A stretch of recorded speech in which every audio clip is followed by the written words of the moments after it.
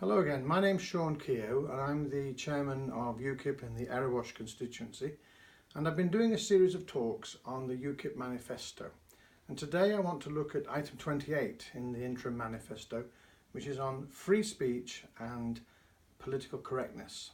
And however, I'm going to leave political correctness till another time and focus in this time today just on free speech, on that aspect of what the manifesto has to say. Now, if you could imagine a TV series that came out maybe 30 years ago, imagine that someone had done a TV series about today, about the events and times and circumstances of today, and the loss of free speech and the curtailment of our liberties and the way in which people are scared to say anything. You'd look at that TV programme years ago and you'd say, this is too far-fetched, this is way over the top, it could never get like that. The scriptwriters have just gone too far with this. It's incredible. And yet, that is exactly what's happening now. In the West, in Britain, in America, we're losing our freedom of speech that we've prized and valued for centuries. And it's come in slowly, increment by increment, bit by bit. No sudden turns, but just steady, bit by bit. Like the frog in the kettle, the old story of if you throw a frog into a boiling pan of hot water, he'll jump out. But if you put him into cold water and then heat it up degree by degree, he'll stay in until the hot water kills him. And that's what's been happening to us. We have been sitting back, just passively letting things get worse and worse and worse, and not reacting, not doing anything, not fighting back. And we've reached a stage where people are genuinely scared, really frightened. People are frightened to say what they think. They're frightened to give their political views, their religious views. They're frightened to say what they think about current affairs.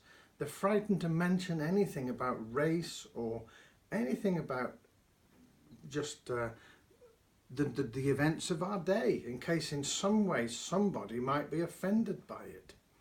And we see even in our universities, which used to be bastions of free speech, people used to go and debate issues. We used to have like the student union as a debating society, and at that we would debate into the early hours of the morning sometimes, and people would come along and they would just, whatever they were, left wing, right wing, anything at all, get to the podium, speak for and against the motion of whatever it was. Nobody was offended. Nobody tried to stop anybody speaking. We just tried to win the argument. So you would use better logic, better facts, better arguments and win. That's what you were trying to do, win the argument. Today that's not the case. People aren't trying to win the argument, they're trying to prevent the argument. They're trying to prevent the stating of any view which is contrary to their own. Now that kind of thing has happened before. And I'll come to that in a moment. It's the same that was happening in Nazi Germany. So, what else have we seen recently? Journalists like Lauren Southern and Brittany Pettibone denied entry to the United Kingdom on the basis that they were going to speak about Islam, and if they did, they might offend somebody, might offend Muslims. Well, they were therefore excluded from the United Kingdom when jihadists were allowed in. So you had this crazy situation that people who were preaching for jihad on audio and video and in writing, openly on the internet, openly, no problem with the Home Office. They were allowed to come and go as they pleased. But these two young ladies, perfectly respectable, no criminal record, were banned from the United Kingdom. But you have to understand there is no right known to the law as a right not to be offended. If people are offended, that's their problem and has always been their problem. So if you don't like someone's opinions about something or other, then you don't have to listen to them. You can go away, you can move away, or you can put up with it. To be blunt, if you don't like other people's opinions, then put up with it. That's how we've always been, and it's right and it's proper. But this idea that we must silence anybody with whom we disagree, or who might offend us, or who might trigger us, or who might make us feel threatened. When they say threatened, they don't mean physically threatened, that their safety is threatened. They mean that their sense of comfort and well-being at being in the presence of people who agree with them is taken away from them, and they don't want that. That's what they mean. Now, this is a thing which is exclusively coming from the left wing. The left wing is clamping down on the expression of anything contrary to what they say. And we see it at its most sinister now in the most recent developments coming in social media. There's been such a clampdown.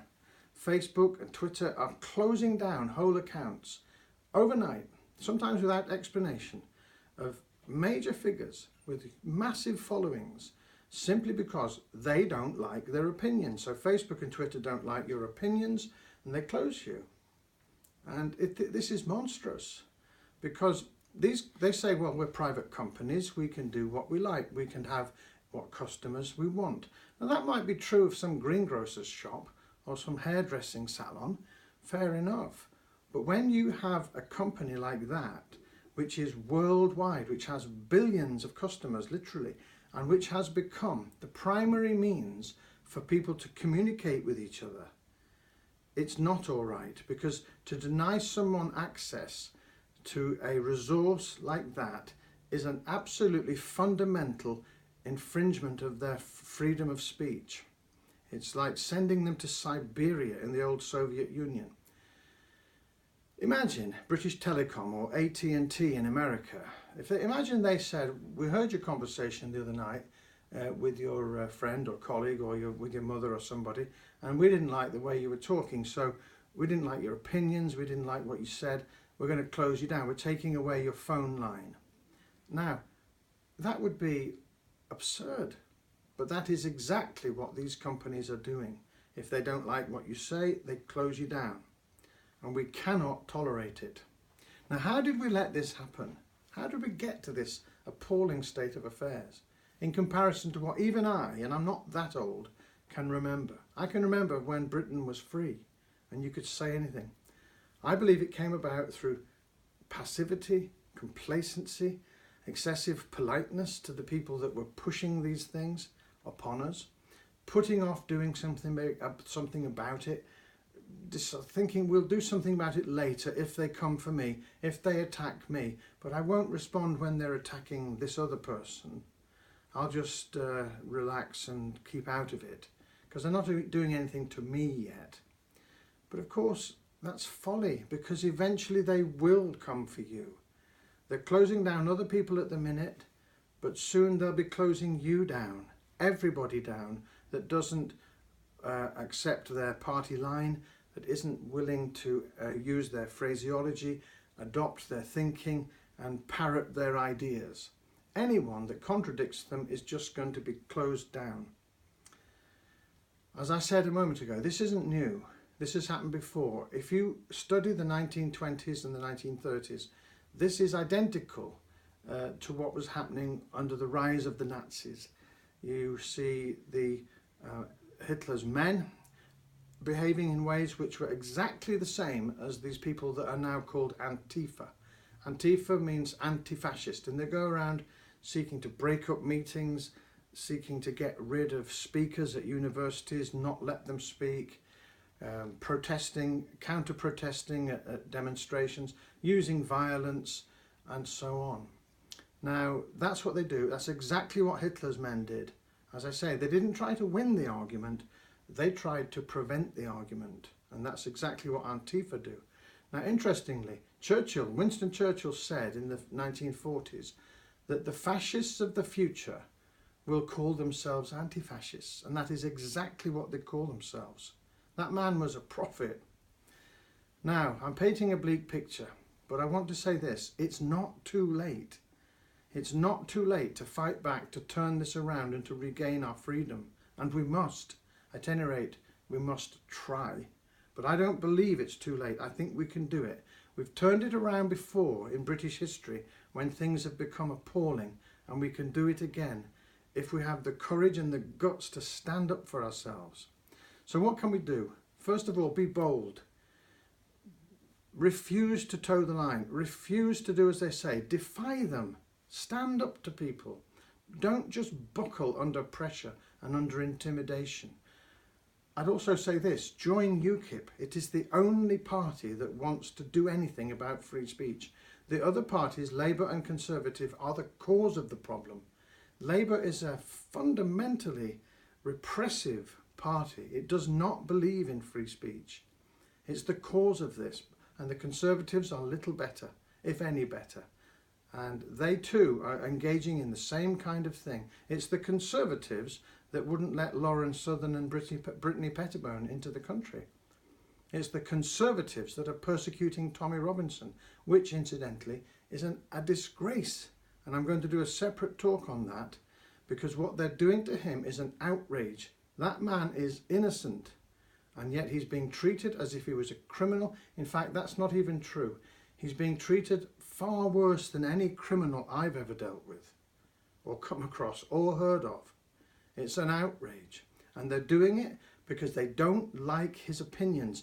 Tommy Robinson is a political prisoner. And whether you agree with him or not, it should outrage you that a man can be sent to prison for his opinions, which is exactly what they're trying to do to him. So, I would say this as well. Join up to other forms of social media like MeWe and Gab. I've just heard only this week that Gab have discovered or developed a new form of attachment or software which is added to their platform called Dissenter. It sounds very exciting, and it allows you to answer back. I've not tried it yet, but I want to try it. So join up to these things, use them alongside Facebook and Twitter so that you're ready for the day when you're closed down, because you will be. Now, I would say this as well. Every society is led by 1 or 2% of people, maybe 3 at most. The other 97, 98, 99, they follow. They follow whatever the opinion formers and the movers and shakers do. And so we can turn this around if we are willing to move into that 1 or 2% who are vocal, who are active, who are brave, who are determined, who are vigilant. If we move into that group, leave the 98%, move into the 2%, and become a vocal critic of the government and of the system, and refuse to bow down to them, refuse to give away your freedom of speech. And so this is what we need to do. And so I welcome you to come back to these talks and look further at what we're going to say on political correctness, because we have a lot more to say. And if you like what we've said so far, please say so, please comment, please share. That really helps to get this message out. And I look forward to seeing you again. Thank you very much.